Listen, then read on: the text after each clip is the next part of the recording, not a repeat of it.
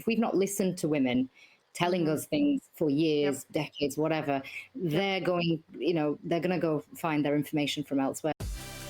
You're listening to the Active Mom Podcast with host Dr. Carrie Pagliano. I'm a mom, physical therapist, and your go-to guide for staying active with pelvic health issues in pregnancy, postpartum, perimenopause, and beyond. Whether you're a fellow mom, physical therapist, or women's health professional, join me where I'll share expert insights, real-life stories, and the latest research to help you approach running, CrossFit, yoga, Pilates, HIIT, or whatever activity you love with confidence and evidence-informed guidance. Let's start the show.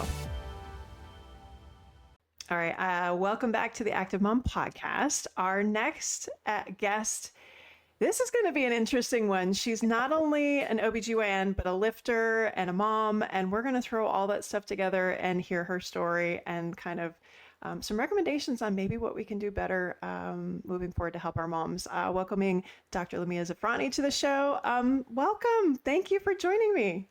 Thank you for having me. I'm actually really, really excited. Yeah. Tell us a little bit about who you are, where you're from, and kind of how you got into kind of having these conversations about what we're doing in pregnancy and postpartum.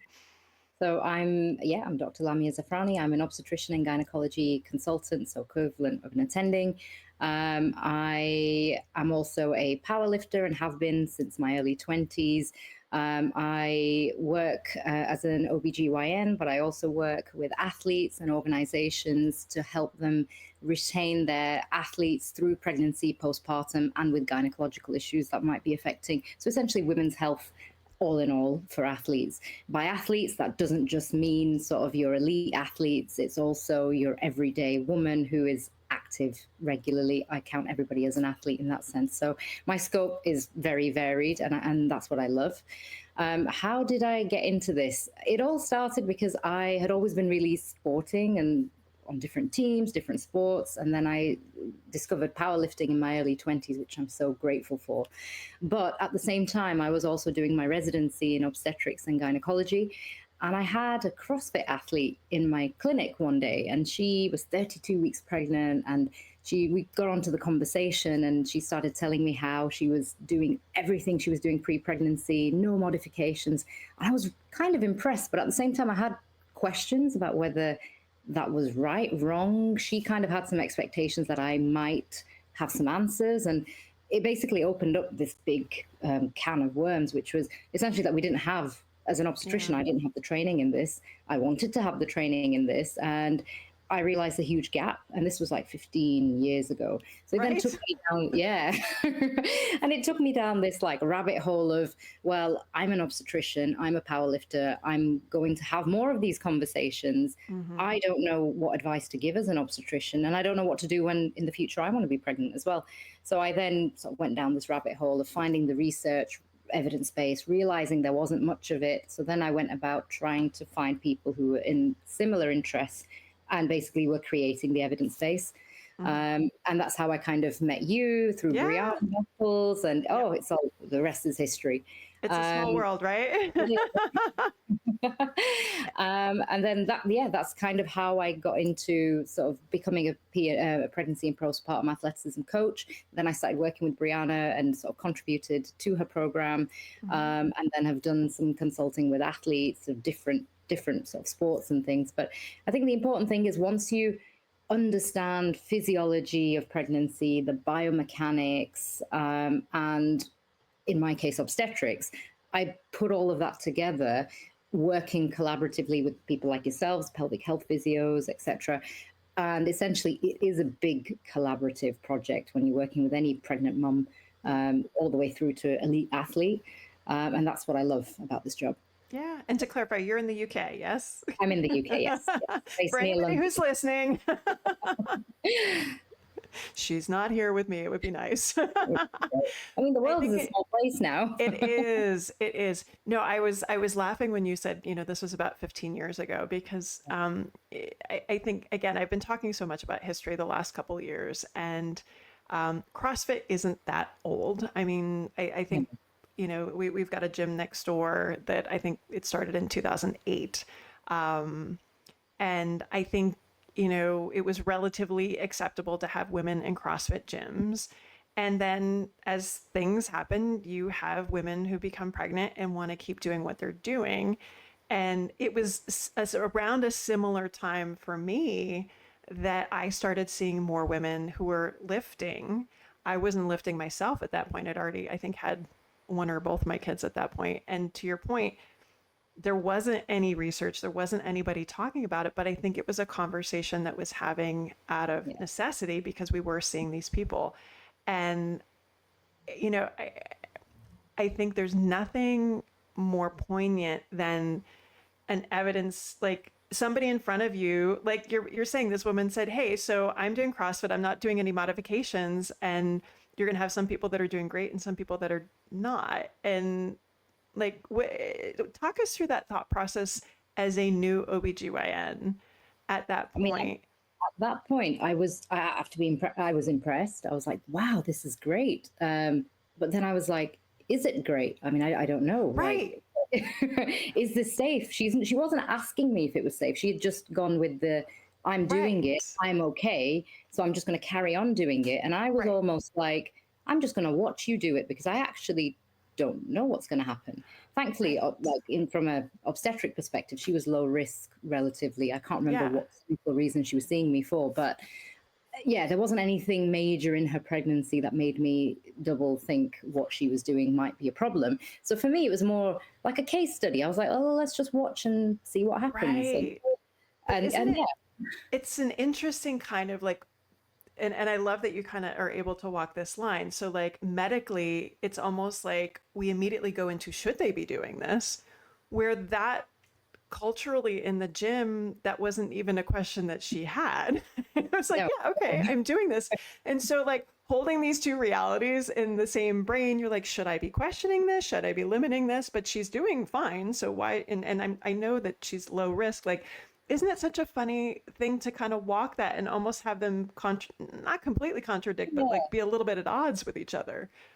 I think this is where I'm a bit different in the sense that because I have the appreciation of being around the gym culture and being in the gym Right. so Yep. long, I'm quite happy to have these conversations and be more open minded and kind of Yes. not jump into the, I mean, I recently wrote a post where I was like, what are the absolute contraindications? When would I say no to an athlete? Mm-hmm. And there aren't very many places or conditions Right. or circumstances where I would actually say no without much more of a, even in those cases, there's always a conversation to be had and Mm-hmm. weighing up risks and benefits. So there's very few actual obstetric conditions where you would say, no, I really don't think you should do this.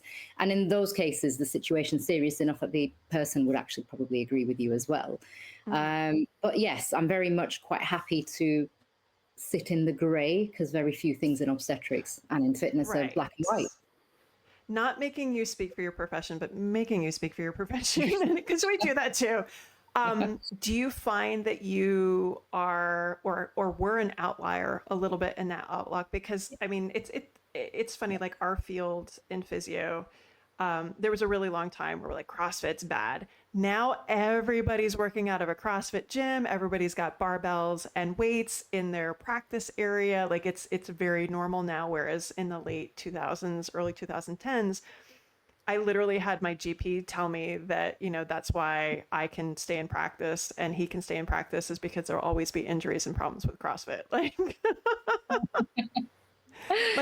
do you find yourself like you kind of were an outlier and now you're like the person that people turn to be like, oh, Pretty hey, much like, yeah. yeah, it was pretty much because I was quite happy because I had an appreciation of this gray area. It meant that I was quite comfortable to hear my patients out. Like, what do you want? Mm, Why do you want to do it? Let's yeah. work around it. And I know a lot of my colleagues and still are. And this is the thing, if you're going to go, and I have these conversations so often, if we're waiting for the evidence base to give us permission to do certain things, Hmm. we're going to be waiting a long time. And Hmm. it's a very fine line to walk because actually you do want the evidence base to be there. I Hmm. think what I mean by that is, for example, if we wait for research to tell us that doing X, Y, Z in pregnancy is safe, we're possibly going to be waiting a long time because of how research works. And I'm really glad we had this conversation about research because there is now more research coming out. Yeah. But actually, we'll be waiting a long time because of how research cycles work. Hmm. But if we have athletes that are going to do things anyway, we can always watch what they're Right. doing and extract the data from there.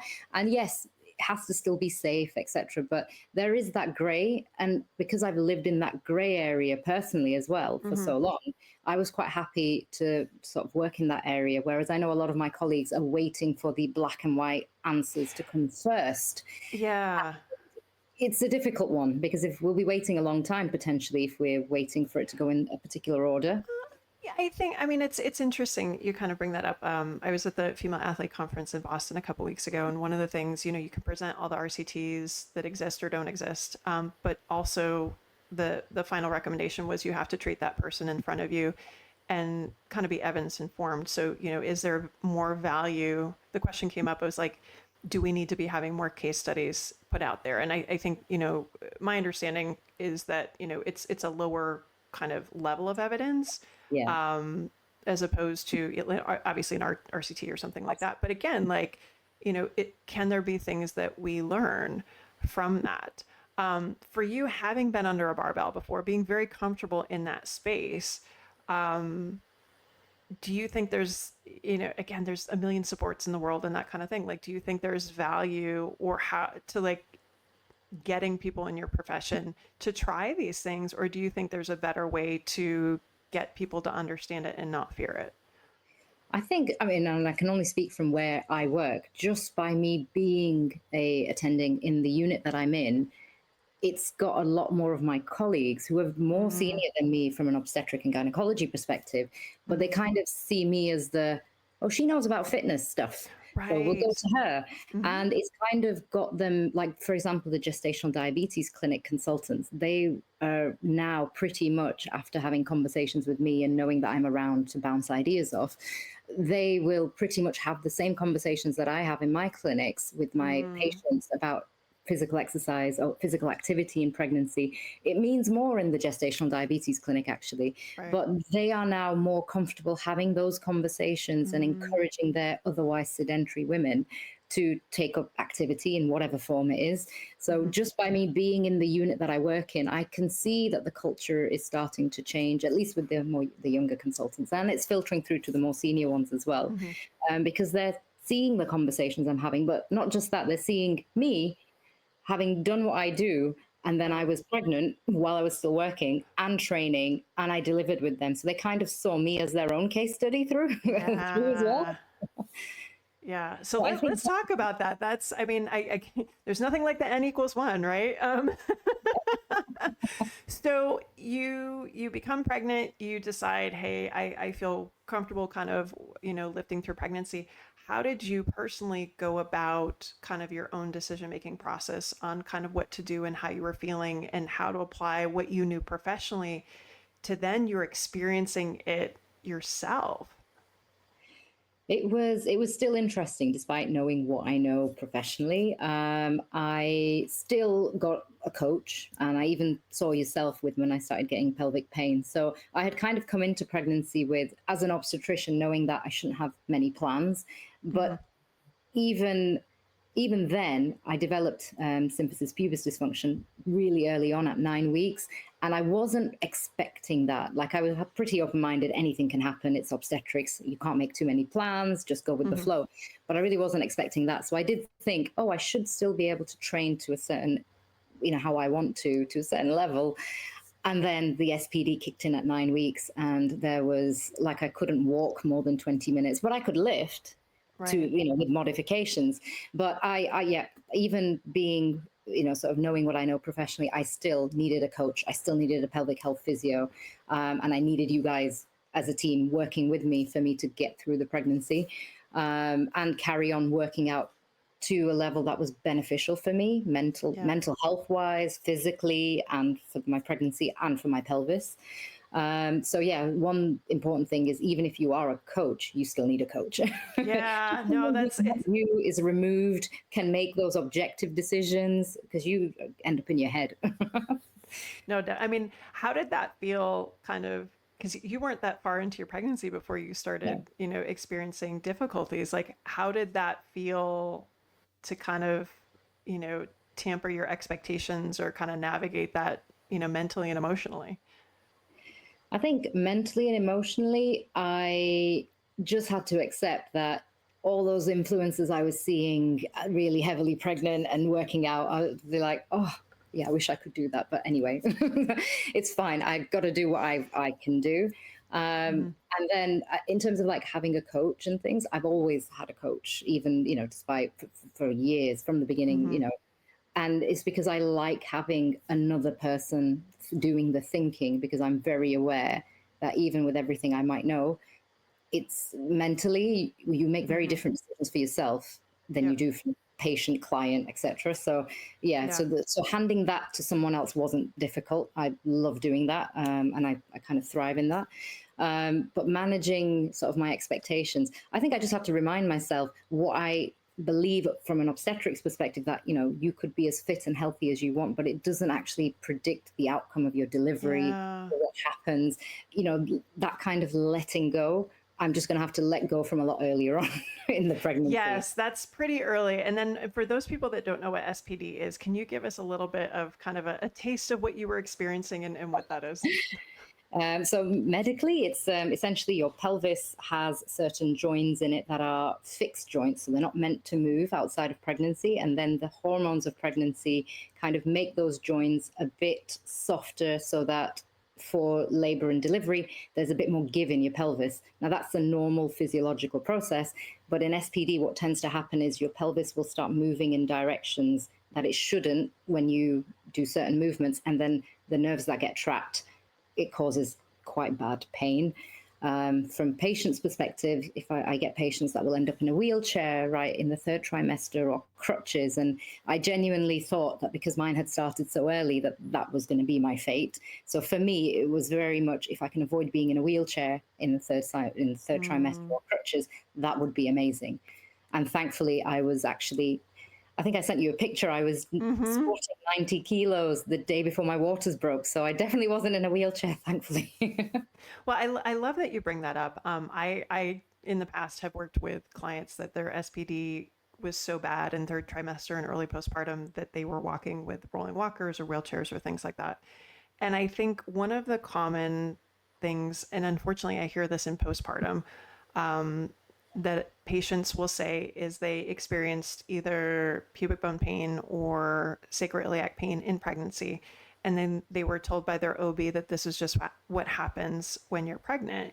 And, you know, with you, I mean, I think that's a great example of, yes, these things happen, but if we can address them early, you went on to have a very functional pregnancy and you didn't end up in a wheelchair and you didn't end up on a walker and things like that. So, what can we do as providers in general? What can we do to kind of, like, where does that start and how do we stop that hamster wheel of Yeah, people continually thinking that, oh, nope, this is just what happens. There's nothing I can do. And, it's not until postpartum that we finally start talking about it. yeah. I have to be honest, I was someone who thought very similarly because I just didn't know. And it was Right. only when I actually got SPD and had decided that I was going to move in whatever capacity I could. And then I realized when I moved, yes, I got the DOMS, the same sort of DOMS you'd get from any exercise, but then I would get another couple of days or a week of pain relief. So I thought, actually, there's something here. And that's when I sort of got in touch with yourself and thought, right, can I do this more strategically? But yeah, up until my own pregnancy, I have to admit, some of the conversations I was having with my patients was, this is SPD. Unfortunately, it's to do with your hormones and your ligaments, and there's not Mm-hmm. much we can do, but we can help you with pain relief. So this was something that I learned from, that Yeah. actually there is more than just pain relief and saying to the patient, it'll go away by itself when you deliver, when your hormones get back to normal. So for me, it was a learning curve from my own personal experience that actually, no, if we can do something about it. And I much prefer that because I hate feeling helpless as a doctor. Yeah, no, that's always an interesting one for me because I think Sophie Power in her Hoka documentary had spoken about this when she was and she was open about working with Emma Brockwell, that I guess there was a time. If you guys don't know, Sophie's an amazing ultra runner. She's that person that if you've seen her pick Yeah. breastfeeding in the middle of UTMB, she's done a ton to get women at the start line and whatnot.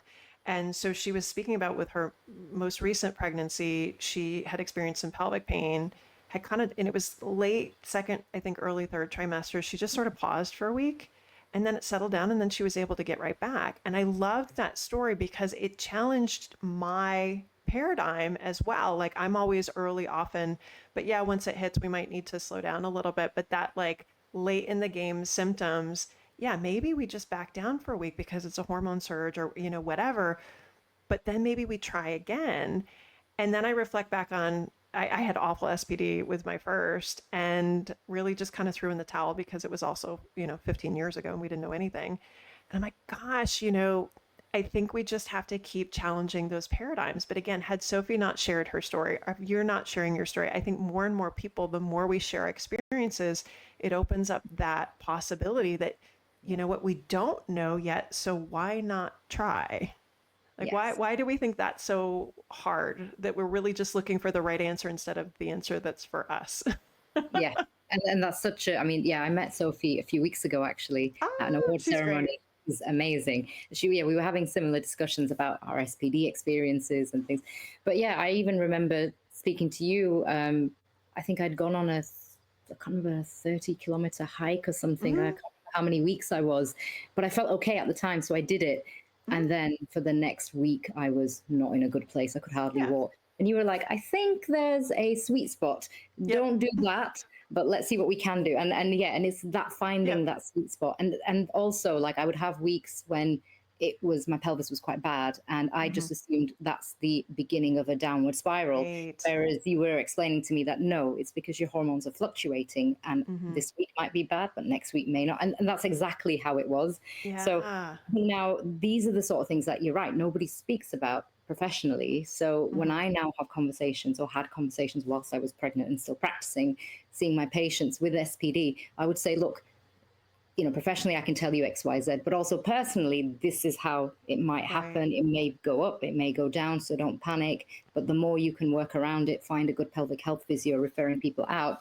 Right. Um, that I find has helped my patients, and that's come from my own experience. Yep.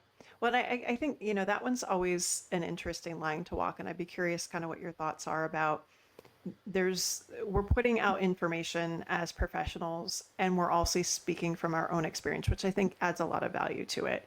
But there's also, this tendency to be like, well, because I experienced this, then everybody, because we see that with a lot of influencers that are, Yes, trying to so sell there's something. They're a like, well, danger there. I did this and you can Yes, too for 1995. And so, so yes, I mean, it's, as a physician who wants to contribute to the conversation and educate and also use your personal experience to add value, how do we walk this line, especially in this day and age where no one cares about the MD after your name anymore? It doesn't yeah, have the value that it once did. It's very odd. Like, talk me through yeah. your kind of thought process there. So yes, and this is the other side of the coin, where you've got your influencers who, I did this, so you can do this too. Hmm. Very, N equals one, very narrow approach, and there's a lot of danger around that, because there will be women who have other conditions, and they, it's not they're not qualified. And you're right, like, and I think to an extent, as professionals, we're a bit to blame for the fact that people are now going towards influencers rather than professionals. Because if we've not listened to women telling Hmm. us things for Yep. years, decades, whatever, Yep. they're going to go find their information from elsewhere. So as a profession, we also need to be more open-minded. And I think this is where, whilst your personal experience shouldn't overshadow sort of science as evidence based, etc., but in my case, I found that my personal experience just made me more open-minded to the science and Hmm. the evidence base that is out there or is being Right. created. So, and I think that's how we should be using our personal experience in a way to make us more open-minded, to be able to receive different information from in ways that we wouldn't have thought about. Yep. But no, it shouldn't be used instead of your professional your Yeah. professional qualifications, professional experience, and hard science and data as well. Yeah. So yeah, yeah. How easy is that to say now as a mom and someone who has been a professional for quite a long time? when you're comparing yourself to who you knew you were as a new OBGYN? Do you know, I say this to my juniors. When you don't have experience, you have to cling on to science papers, Yeah. research, guidelines, because you don't have experience, and that's completely fine. You're being safe. Once you have experience, that's when you can use what experience you have alongside research, alongside guidelines, etc. Mm-hmm. Because we're quite guideline heavy in the National Health Service in the Mm-hmm. UK. And maternity is so litigious. I'm sure it's everywhere. It's Yeah. No. litigious. So we We're cling the on to United States. guidelines. We invented that. It's come across the Atlantic now. But yeah, because it's so litigious, I don't ever sort of look at my colleagues making any decisions out of an element of fear or unknown, Mm-hmm. because they're clinging to guidelines for their own professional safety. Mm-hmm. And it is a really difficult area to work in. And then it brings up, we see it a lot in conversations now where people are talking about too many maternal sort of maternity interventions and things. And I always say, well, let's step back and say, well, why are those happening? They're happening because sometimes the women that are coming to us have got more comorbidities. They have more. I'm maternal medicine in my specialism, so I see women who have medical conditions outside of pregnancy, and then they're becoming pregnant. So I'm having to manage their pregnancy and their other medical condition. So if you're coming to me with other complicated things, you're already at risk of having more interventions just because Right. of that. And there's more women that are getting pregnant. Healthcare has improved. Women are living longer, therefore they're getting pregnant with these conditions that they wouldn't have 100 years ago. So maternity is changing. But back to the original point is there is a lot of fear of litigation. There's a lot of fear and PTSD in the obstetrician community. I think nobody speaks Mm-hmm. about PTSD in the obstetric community from the obstetricians. And then if something like that has happened to you and it's not dealt with, Mm-hmm. your decision making in future is going to be fixed. It's going to have some sort of influence over your future decision Mm-hmm. making, and ultimately your patients suffer. So I think there is something about dealing with not just birth trauma in your patients, but Mm-hmm. also the trauma that obstetricians and midwives hold. Because if we don't, this is where we're going to end up with more and Right. more interventions where sometimes it's needed, but in majority of the times when it's not needed, sometimes the obstetrician is not in a place to have those conversations because they're coming from a place of having experienced a really awful delivery in XYZ circumstance. Mm-hmm. The advice they're giving to their patient is not wrong, but it also they may not be open to listening to what that patient wants because their judgment Yeah. is sort of clouded by their previous experiences. We're all human at the end of the day. Yeah. Let's talk a little bit more about that, because I think of all the people that are on kind of the perinatal team, obviously OBGYN, you guys have the most at stake. And, as providers, physios, we get kind of the fallout before and after, if that makes sense. But you guys are there in that moment.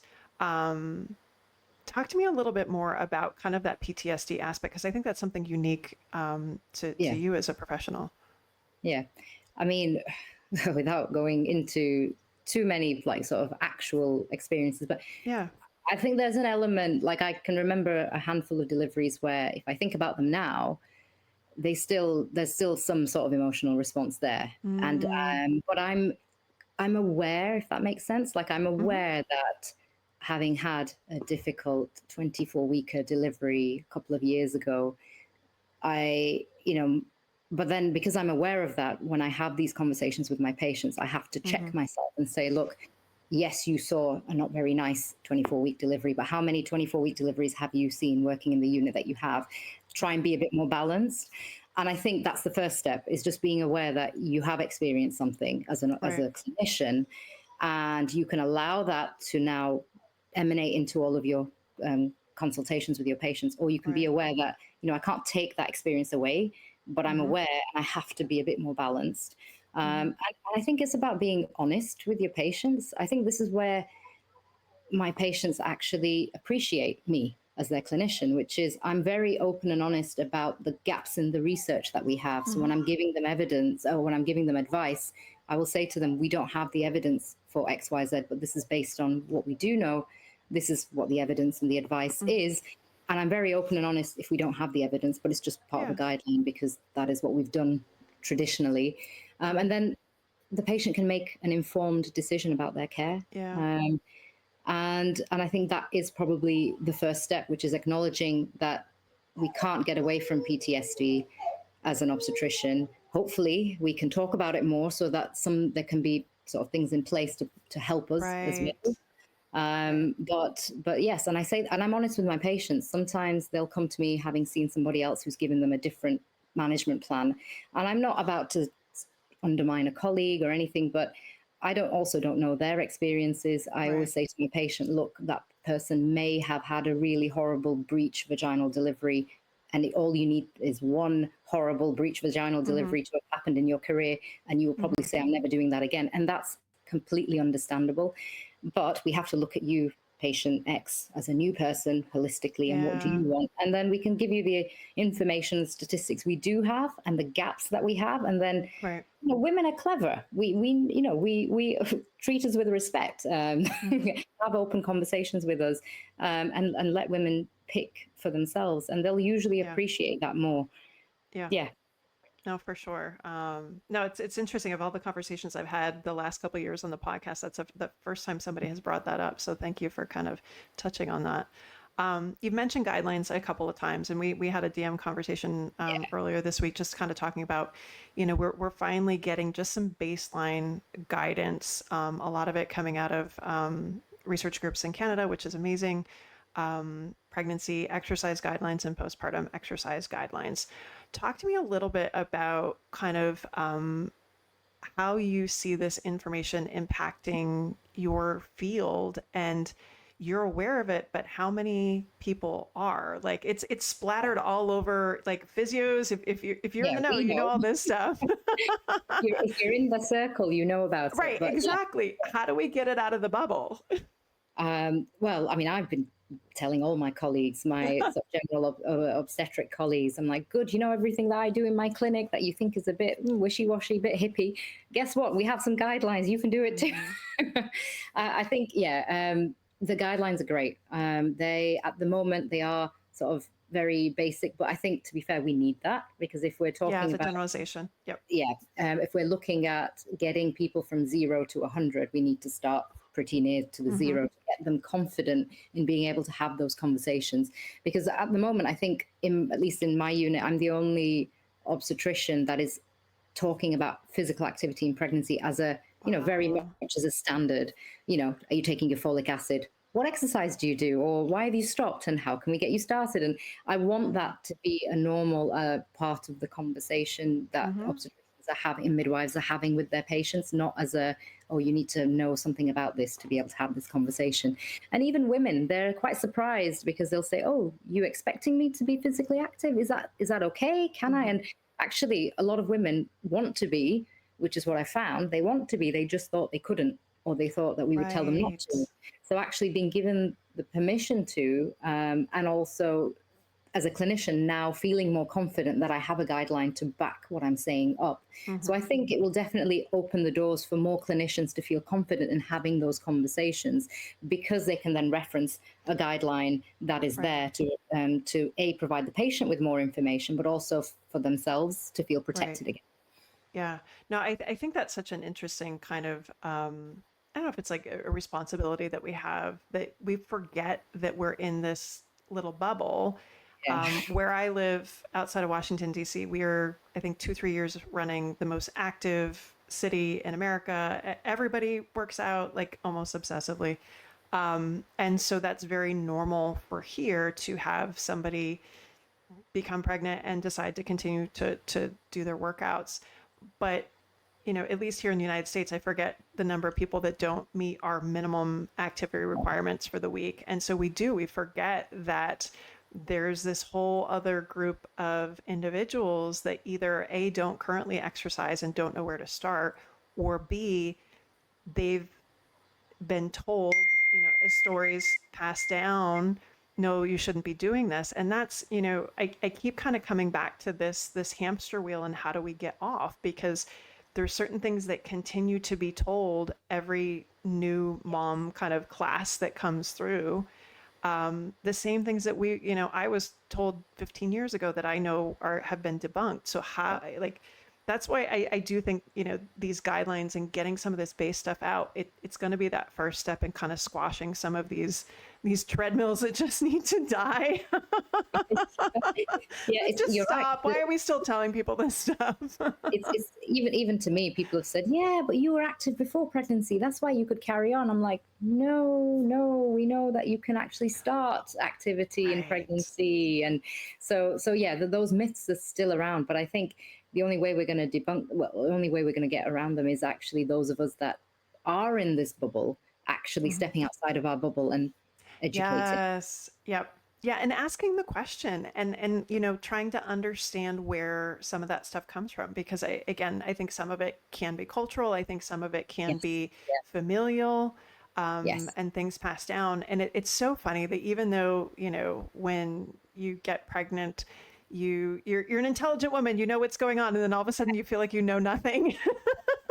So true. I mean, and I'm glad you mentioned cultural because actually, where I practice, there's the the sort of socio economic and demographic of the area that I work in. There's a lot of Black and ethnic minority Hmm. Asian women, and with that comes a lot of like gestational diabetes in the area I Right. work in. 42% of my women who book their pregnancies are either already diabetic and they didn't know, or they Mm, become gestational diabetes. And um, essentially a lot of the ideas around physical activity in pregnancy does come from family tradition, right. culture, and to an extent seeing someone who looks like me then quite heavily pregnant walking out of the gym or in the gym. I mean, I purposely am aware that I have an element of responsibility because I look a certain way and I'm very obvious, but Hmm. then I'm use that to my advantage to say to my patients, look, it's, I know traditionally you've been told as soon as that pregnancy test is positive, sit in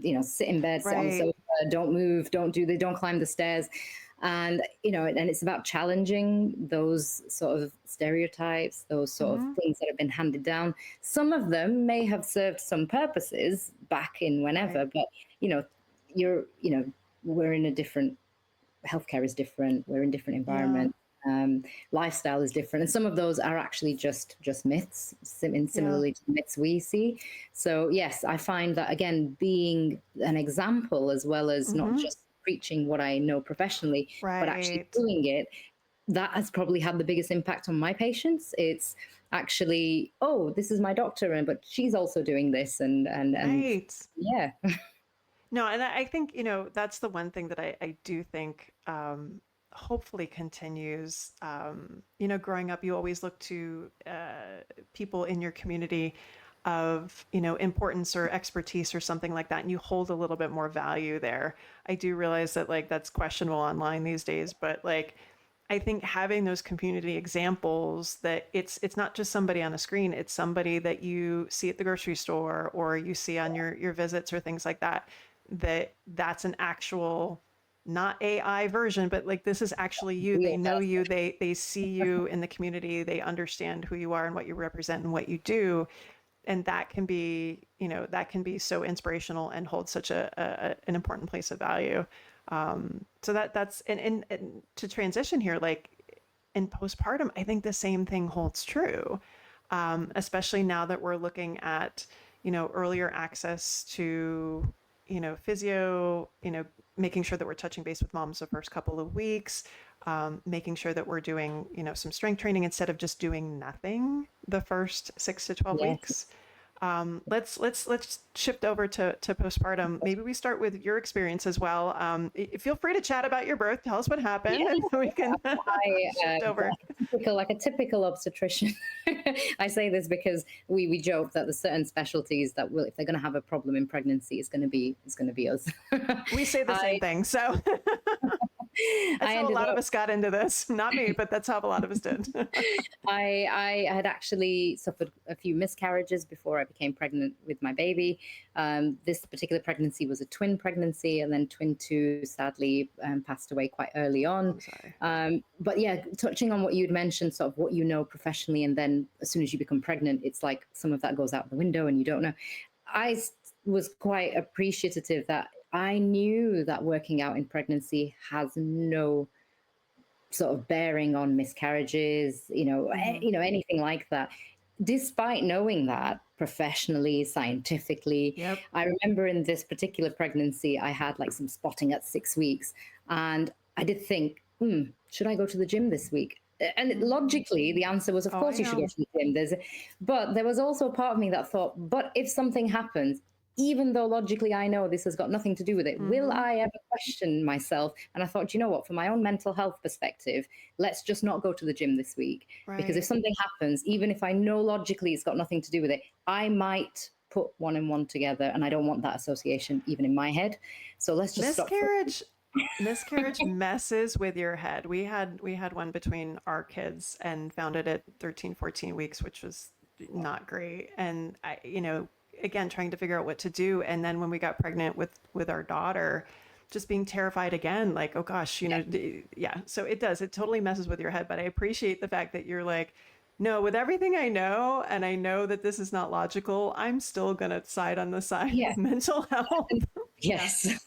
Yeah. And this is what I like when I work with my athletes and I try and sort of say, despite everything we know, we have to look at Right. that person in front of us, everything that Absolutely. might be going through sort of emotionally and the mental health side of things as well. But yes, so yes, some of that does go out of the window when it's yourself, and I think that's why it's important to have logical other people around you as well. Yeah. Yeah. Mm-hmm. But yes, so then going on, I think throughout my pregnancy, I was very pragmatic because, again, being an obstetrician, I see so many things that essentially go wrong. But I also was aware that my experience of pregnancy is biased because I only see the things that go wrong. And there are a big percentage of women who just go have a midwifery led, lovely, normal delivery. And I should try and be a bit more balanced. But I think with the experience of loss myself and Right. also seeing all the things that could happen, oh, I couldn't buy a car seat or do any of the basic things up Oh, until really I left it quite close to the end. And then she came early. So thankfully, my car seat arrived literally 2 days before she decided to arrive. that's So it good. worked out. But it did take for my husband to say, I know that you're being very pragmatic, but maybe we should plan a bit ahead. Mm-hmm. And yeah, so in the end, my placenta wasn't working very well sort of right at the end. She was very small. She'd been small throughout, but small and normal. And then Mm-hmm. sort of in the last couple of weeks, her growth had tailed off. So my last appointment, I went to see my consultant. She showed me the chart and said, you know what this means? I said, yes, I'll have a cesarean next week as per her recommendation. She booked me in. I went home. I think I went to the gym first, then I went to my appointment, then I went home, and then my waters broke and I came back in.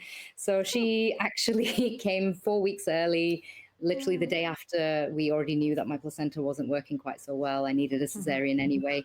Even then, I thought I might go into labor. Let's give it a Mm-hmm. chance. I gave it about 12 hours to see if I went into labor myself. When I didn't, I accepted Yeah. to have a cesarean section.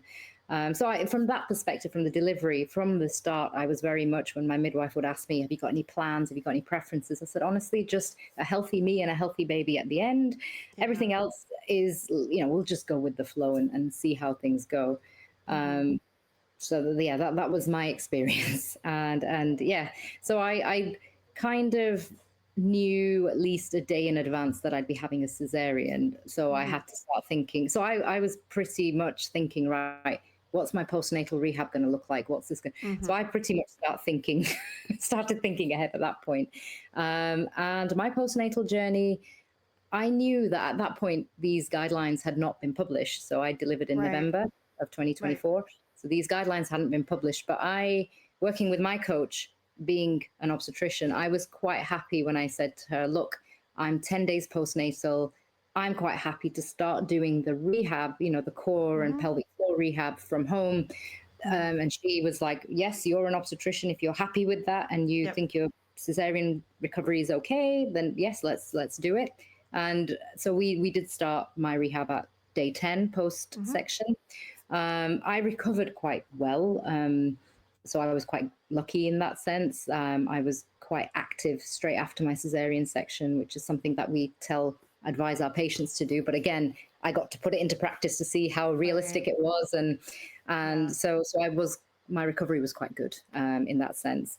And then yes, we did my sort of core and pelvic floor rehab as a sort of throughout, and then it was probably about 5 weeks when I said I'm ready to go to the gym, Mhm. not to start getting under a barbell or anything like that, but more from a mental health and routine perspective. I Right. just wanted, rather than doing my workout at 2 a.m. in my living room when baby's asleep, I wanted to be able to, right, I've carved out this time as best as I can.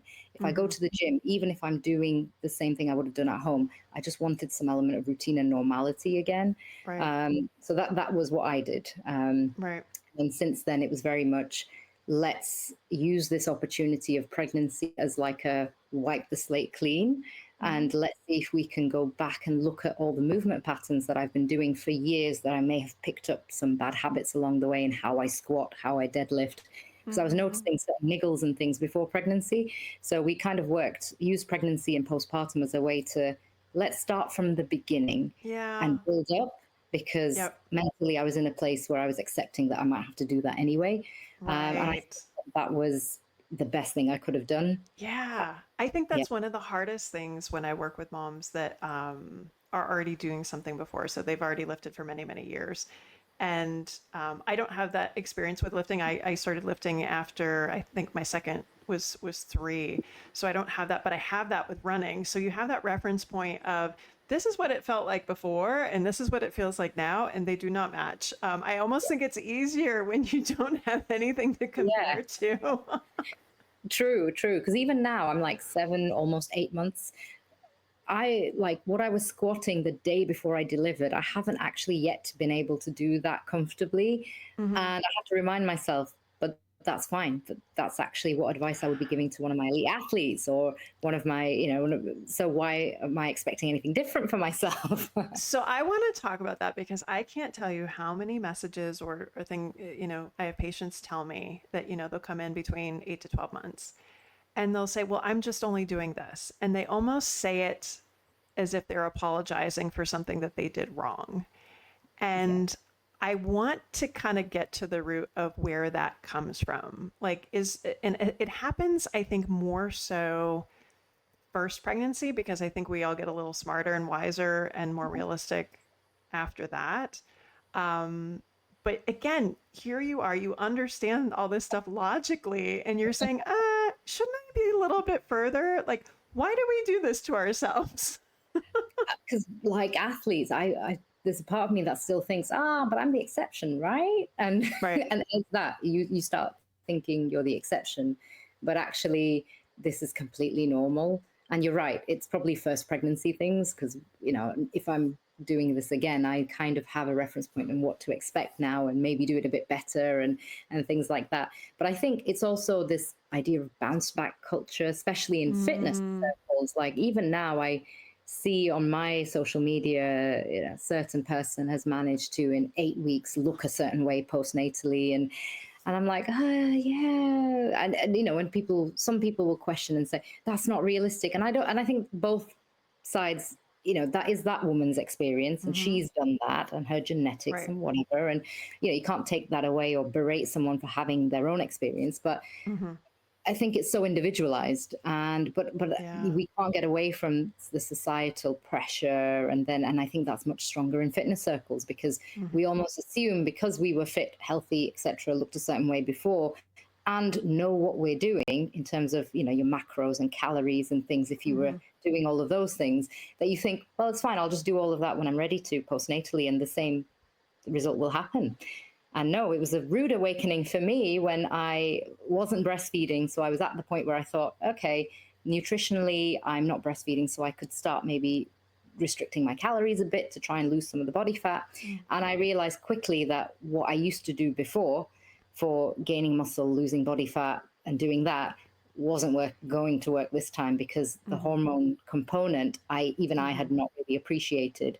I'd reduced my calories and realized that I was eating a very ridiculously small amount of calories, which I won't disclose, and not losing anything. And actually, it took for my coach to say, I think you're not eating enough. You need to eat more. And once I did that, again, the body fat started dropping at that point. Yeah. But again, everything I know, everything I would tell another person or one of my athletes, Isn't when it that came funny? to myself, I don't know. This is why we need coaches. But no, and this is where, again, I think when you're in this space, and those of you that are listening who are, this is your job, that you kind of live, eat, and breathe this for, for your work, but then you're kind of experiencing it yourself. I don't know how it doesn't make you question what you say to other people, your own experience. Yeah. And I think the other thing that we do is like, all right, well, this is my job. And if I can't do this for myself, what does that mean that, people now think about me as a professional? It's like, and so we doubt ourselves, but at the same time, we're like, but we know this, but maybe somebody's looking at me like I don't know anything because I can't figure this out for me. Like, it's this weird kind of, yeah. And I think for a really long time, I was not interested in being open about that. And now I feel like people are being much more open about, we've all got our experiences, right? Yeah, it was humbling. And speaking of like, I think you touched on that, and I think I've just realized this. I am putting an element, I still am putting a certain element of pressure on myself, because I am an obstetrician and gynecologist. I am a powerlifter. I am in the fitness circle. I'm now 8 months postnatal. I don't look the way I did before pregnancy, and I'm acutely aware of that. And I feel like I almost owe it to other people that I have to be a really good example of. I should be able to bounce back, do this, And, this is not me speaking in the past tense, because actually when I question myself right this minute, I'm still holding on to, I have a feeling that other people might expect me to be looking a certain way, doing things a certain way. And I think that's where that probably comes from, why am I not lifting what I was Isn't that before? Funny? Not funny, but Yeah. I will give realization now. Okay, welcome to therapy with Dr. Carey. Trust me, these are therapeutic for me too. No, because I think this is something we don't talk enough about. And I feel like when you become a mom and you're navigating this, is one of the first times that maybe you have this opportunity to have these conversations openly with other people, because you have this similar event. And, I started going through peri a couple years ago, and it's the same stupid thing all over again. I'm not even kidding. Like, I can't tell you how many postpartum and pregnancy influencers now have a perimenopause and postpartum program and be like me. And it's the same stupid thing all over again. And it's the same lack of transparency that we had all over again. So that's why I feel like we need to have these conversations about, this is hard. It is different. There are those of us that educationally we understand that, and it is still hard. I can't imagine how hard it is for somebody who doesn't have the background and awareness. It must be impossible. And that's where I feel a responsibility to be like sharing stories, trying to simplify as much as possible. But the same thing, I'm like, I'm not doing enough. I'm not sharing enough. And I'm like, I'm tired. Exactly. I think, and again, I think as professionals, the reason that the gap has opened, where sort of non-qualified influencers step in to fill that gap, is because women were asking for help, coming to professionals, and we weren't listening. We collectively we weren't listening, not taking their experiences into account, and therefore not listening to their voices. So they've had to go elsewhere. So I think there's a responsibility on us to take that back now, and be more open to listening to lived experiences as a way of sort of, it's our responsibility as into, making it so that there aren't unqualified people that are giving dangerous advice out there. I'm all for people speaking about their lived experiences, but as long as they realize that it's their N=1 lived experience, it's not necessarily generalizable, which I think as professionals, we can do that, because we know this is my experience, this is Yes. professionally what I know, and Yeah. yeah, I can put the two together, but I'm not going to use my personal experience as a paintbrush to paint everybody the same. Right. Whereas Right. somebody who's not professionally qualified might do that with their N=1 experience. Yeah. Well, and I think we're held to a different standard, and people Yeah, forget that. All of us, physios included, we took an oath to do no harm. yeah, And that's always at the forefront of everything that we say and do. Other people are not held to that standard. And that's true. I think the other thing too, I've seen this more lately, you know, we went to school, we got our credentials, we have this many years of practice, and we're expected to sing and dance in a reel and create content and convince you that I know what I'm talking about. I was like, and I've got kids, and I'm not gonna have time for that either. Oh, yes, yeah. Oh, it's Oh, funny. My daughter wants to be, she wants a YouTube channel because that's what every kid wants is a YouTube channel. And she doesn't understand why she can't have one. And I was like, she's like, you're on YouTube. I'm like, it's different. And I'm like, wait, how is it different? How is it different? Hopefully it'll be oh, better when your daughter gets here. So, oh oh, I my don't look goodness. forward to having those conversations with my daughter. I will have it all figured out when you get there. No. Not really. Not really. We'll change the podcast name at that point. I don't know what we're going to call it, but we'll change it to Carrie Knows It All. Not.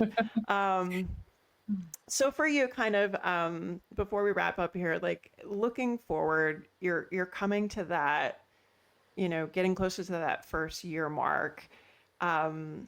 If you had to take a moment and reflect kind of what it's been like as, a mom compared to what you thought it would might be like with your OBGYN hat on. What are kind of some little pearls that stick with you as you're kind of reflecting back on that first year?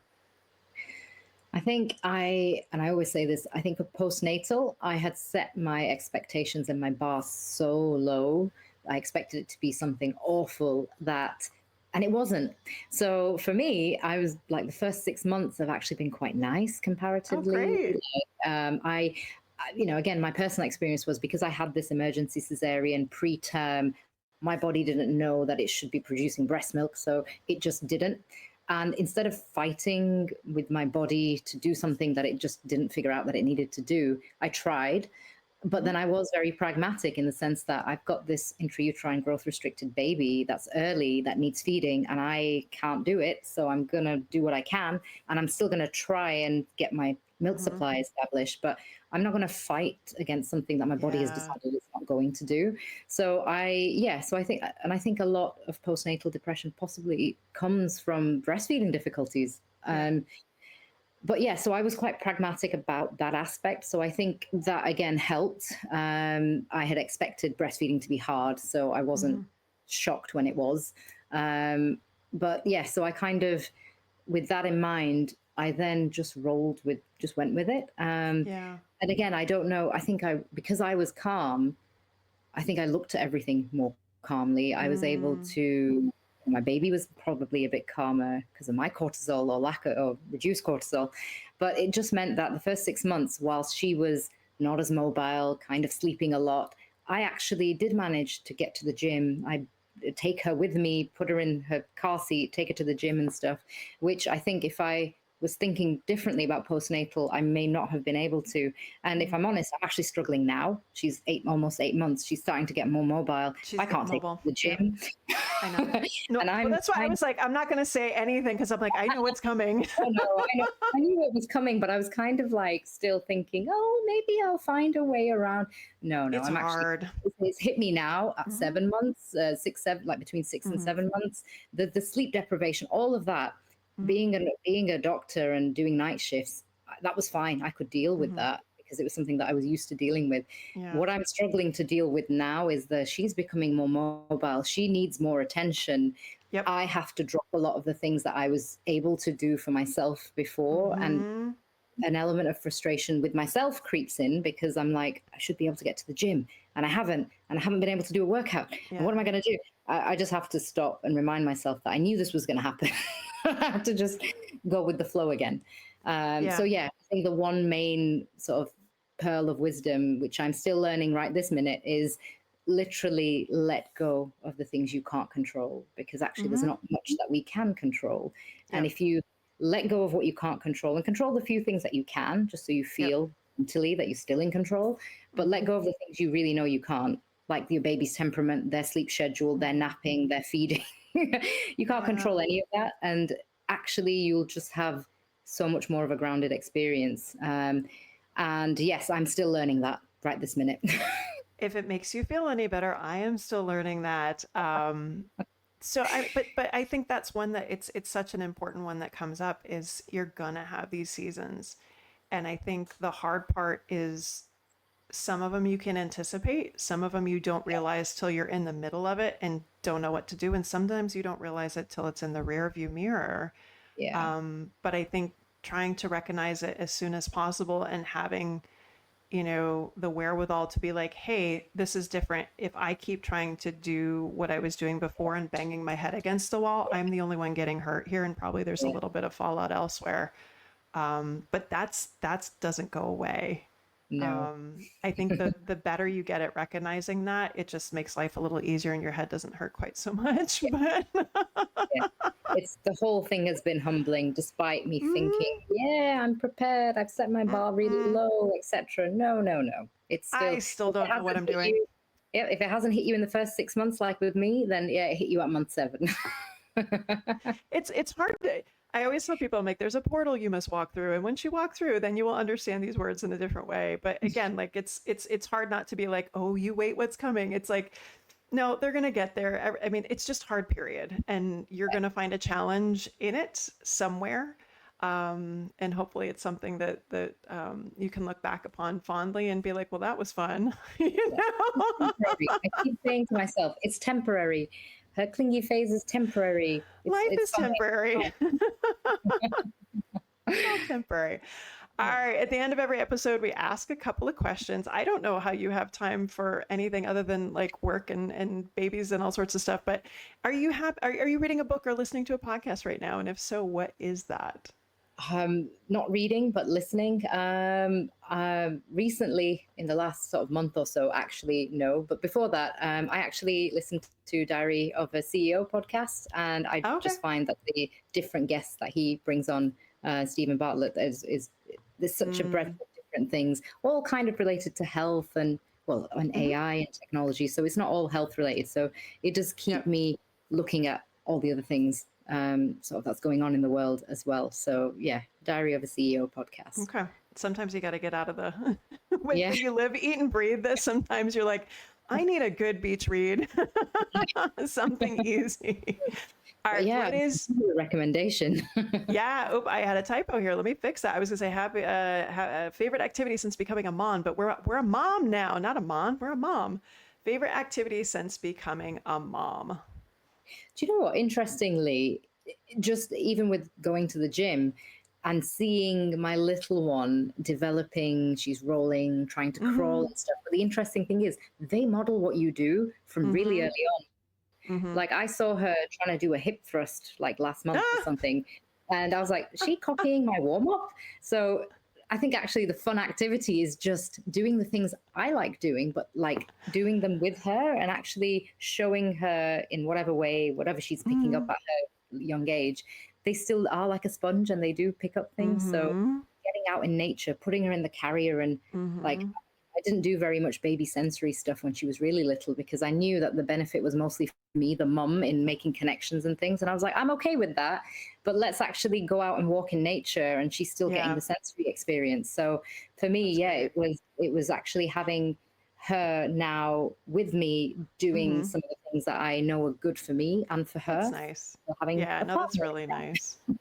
Yeah, this year for Mother's Day, I'll try and do a hike or something with the kids, and they're like, "Can we go back to that place?" And it was some place that we hadn't been for like 6 or 7 years, but they remembered there were like these concrete blocks across a stream that they got to jump across. I'm like, I can't believe you remember that, but sure, let's go. So they do, they pay attention. All right, what's one piece of advice for moms? We hit on this a little bit, but we'll go for a nice short bite here.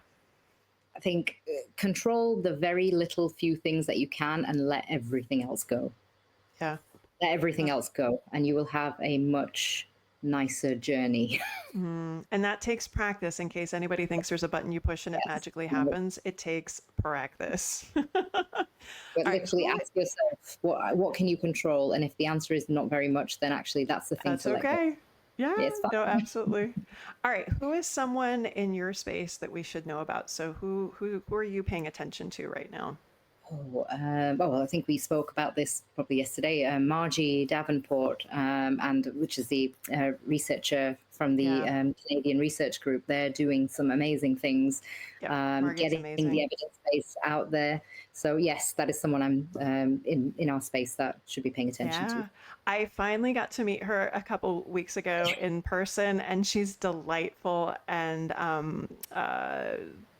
her and Shafali Christopher and Rita Deering and Emma Brockwell, they were able to do a presentation, and I feel like physio is really kind of taking a nice Yes, hold within that female athlete Emma, don't conference. forget Emma Brockwell. She's Yes, amazing. Oh my gosh, too. I think she's like my yes. UK twin, right up there with Grania Donnelly. I'm in love.